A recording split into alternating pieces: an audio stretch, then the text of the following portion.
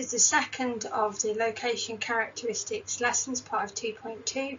This one is about footfall, and remember, footfall is all about customers, the amount of customers who are passing nearby your retail outlet.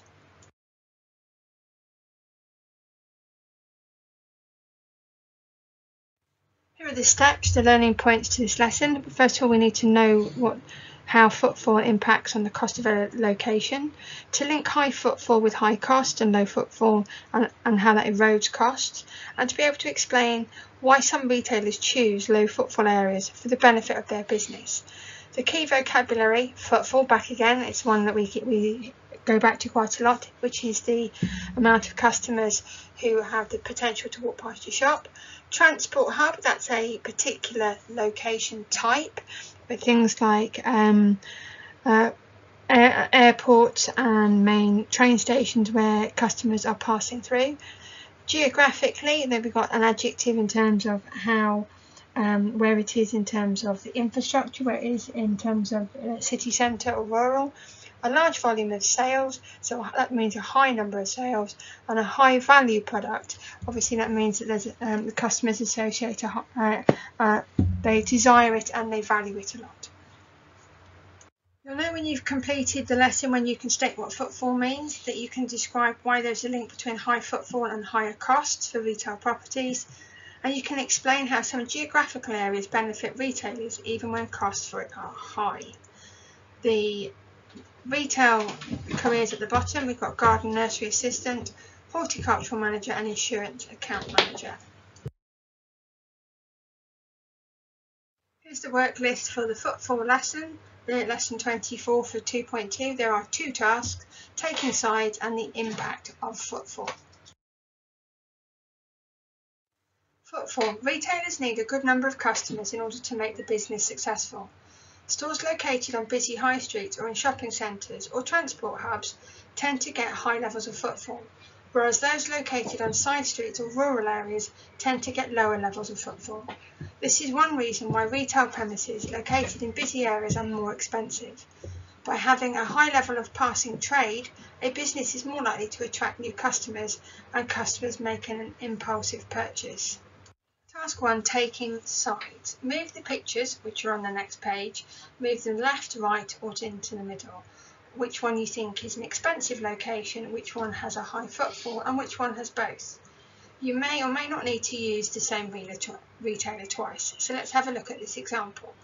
An urban town centre. If you think an urban town centre is going to be an expensive location, then move the picture over to the left. If, however, you think it's definitely an area of high footfall, then move it over to the right. And then there's some areas which will be expensive and have high footfall, so you want to put the picture in the middle, so leave them in the middle. So that's how you do task 1. So let's turn over now to where all the images are. So here are all the location types. We've got a rural seaside shop, an out-of-town retail park, a local convenience store, the urban town centre, which we just looked at in the example, a transport hub, a local high street and a shopping centre. So your job is to move the images into the right area on the slide if you've got access to the PowerPoint. If not, then just write the titles down in your notebook and write the name of the location into whether it's on the left and expensive, whether it's on the right high footfall, or whether it belongs under the title that it's both expensive and has high footfall.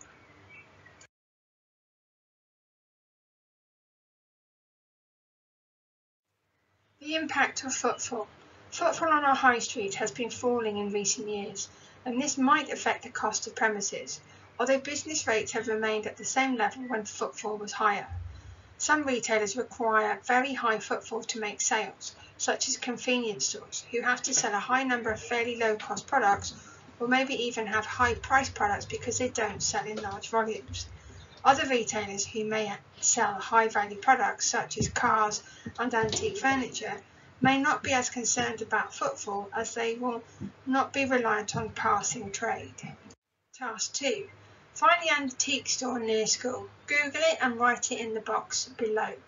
Describe where it is geographically and what roads are near to it. So you've got to look at it on the map and describe where it is, because once you've looked at where it is and the description in terms of the road, then you'll be able to make a decision, part C, whether you think it has high or low footfall.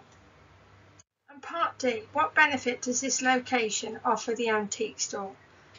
So where they are in terms of what roads they have and what parking they have, and you're going to need to think about who visits there often and the type of purchase. Remember, this is an antique store, so it's not things where you go and go, oh yeah, I fancy an ice cream and I'll have an antique chair at the same time.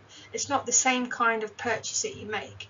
So based on that, you need to write what benefit this location offers the antique store in the box below, and that is an exam style question, hence the dragon to let you know.